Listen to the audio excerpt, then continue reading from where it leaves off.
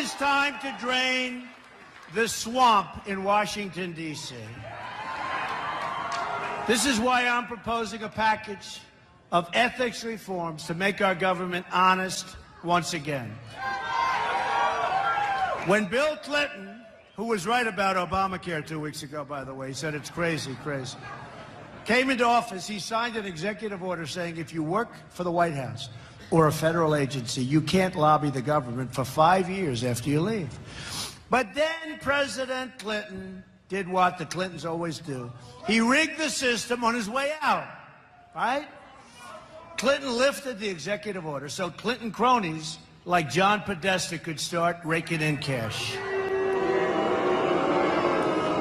So here's what we as a group are announcing tonight. First, I'm going to reinstitute a 5-year ban on all executive branch officials lobbying the government for 5 years after they leave government service.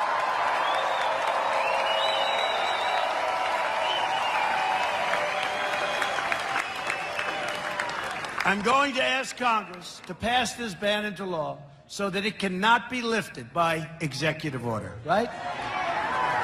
Second, I'm going to ask Congress to institute its own 5-year ban on lobbying by former members of Congress and their staffs. It's enough. Third, I'm going to expand the definition of lobbyists so we close all the loopholes that former government officials use by labeling themselves consultants, advisors, all of these different things, and they get away with murder. Not going to happen. Fourth, I'm going to issue a lifetime ban against senior executive branch officials lobbying on behalf of a foreign government.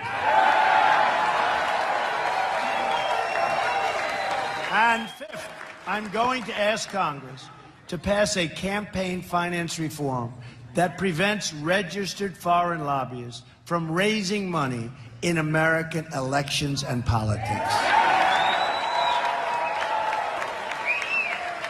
This will go a long way to ending our government corruption, but we will end economic stagnation also, and that will help. My plan for the economy can be summed up in 3 very beautiful words: jobs, jobs, jobs.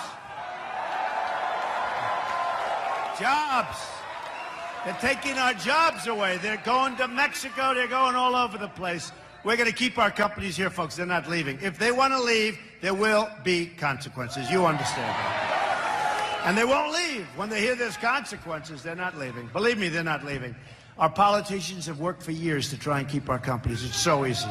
It's so easy. You want to leave, you want to build whatever you want to build. Cars, Ford is leaving. Carrier's leaving. So many companies, there's so many. You know, we lost 70,000 factories.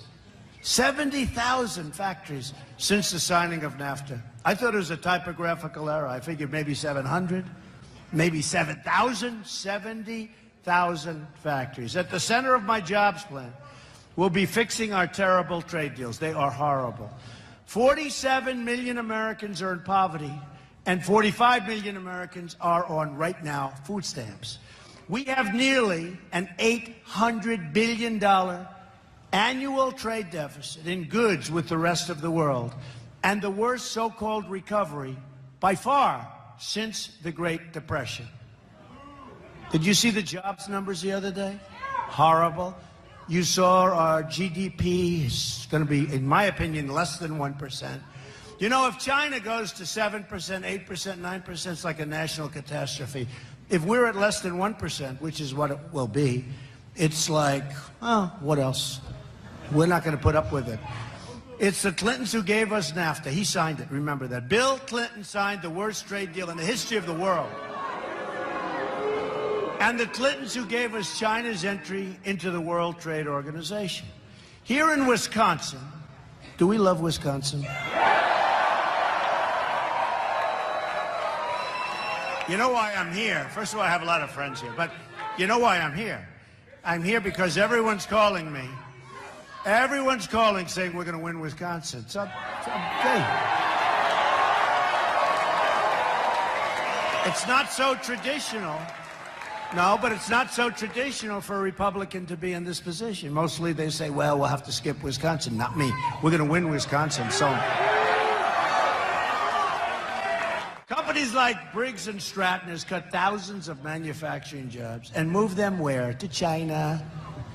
GE Healthcare recently closed its Milwaukee location and shipped those jobs to Mexico. Did you know that, Sheriff? They just closed up. That's a lot of jobs they shipped over to Mexico. Johnson Controls shuttered its plants in Milwaukee and West Allis and moved the jobs to Mexico and moved the jobs to China and moved the jobs all over the place except to here. The list goes on and on. Many, many companies leaving Wisconsin, leaving everywhere. They're leaving our country. We are living through the single greatest jobs theft in the history of the world. It's true. Our companies are being raided. Our jobs are being let go. We end up with unemployment and empty buildings. They end up with cash. Tremendous factories like you've never seen, magnificent plants, jobs all over the place. We end up with, we end up actually with two things, unemployment and drugs. They end up with the cash, we end up with the drugs. Not so good. A Trump administration is going to renegotiate NAFTA, stand up to China, and get along with China. We don't get along with China now, and they rip us off.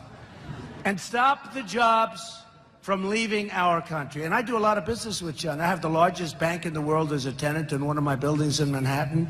And China's wonderful. I mean, I wish our people ran our country. I mean, like, they're smart people. They're smart people. We don't have smart people running our country. We have people that are incompetent.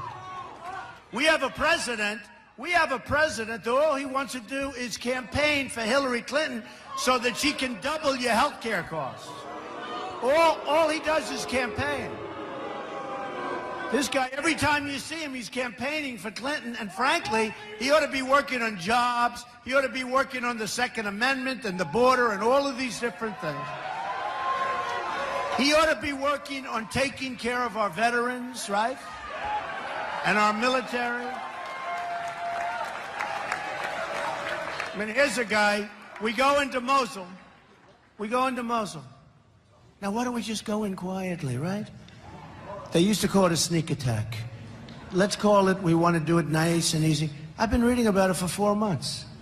Now, a primary reason for going in was we wanted to get the leaders of ISIS, right?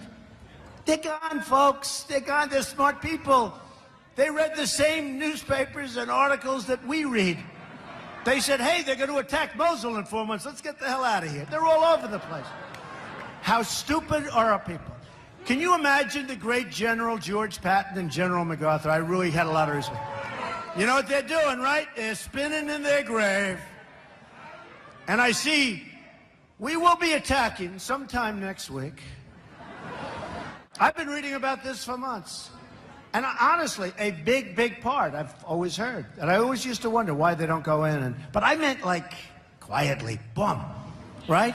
Surprise. Do you remember they used to call it the element of surprise? Now our element of surprise is in 4 months, we will be attacking Mosul.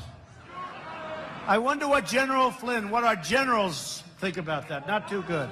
Not too good. I can tell you what General Flynn thinks of it.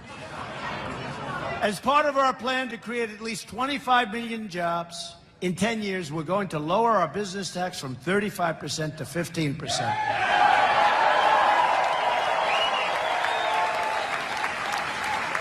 We're going to make our nation rich again. We're going to have great companies. We're going to have great jobs, and jobs are going to start coming back to America.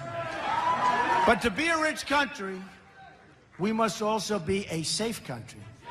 National security begins at the border. Speaking in a secret meeting to a foreign bank, Hillary Clinton said her dream is for totally open trade. There go the rest of your jobs. And open borders. There goes your country. Between open trade, your jobs, open borders, your country. So you lost your jobs and your country. Other than that, she's doing a great job. By open trade, she means foreign countries can cheat us out of millions of dollars and millions of jobs. And literally, not millions of dollars, really, it's really trillions and trillions of dollars. By open borders, she means totally unlimited immigration. In a secret speech to Goldman Sachs, she said citizens who want to control immigration are un-American. I don't think so. Deplorable, right? Irredeemable. Irredeemable. He's a deplorable guy. He looks good to me. So Hillary thinks most of the country is either deplorable or irredeemable, un-American, racist, or basement dwellers. That's what she called Bernie Sanders people, basement dwellers. Oh, Bernie, why did you do it, Bernie? You know, his people are saying, why'd you do it, Bernie? Why'd you do it? Poor Bernie. Now he has a rally and 100 people show up. It's a little sad. He could have left a great mark on history. He won't. Hillary's plan includes, although I think we're going to get a lot of Bernie people, because one of the things Bernie knew is that we were being ripped off on trade. It's a big factor. And we're not only going to make that good, we're going to have a lot of trade, but we're going to make great deals. We're going to have a double highway. We're going to have things coming back to us. Right now, it's a one-way highway out.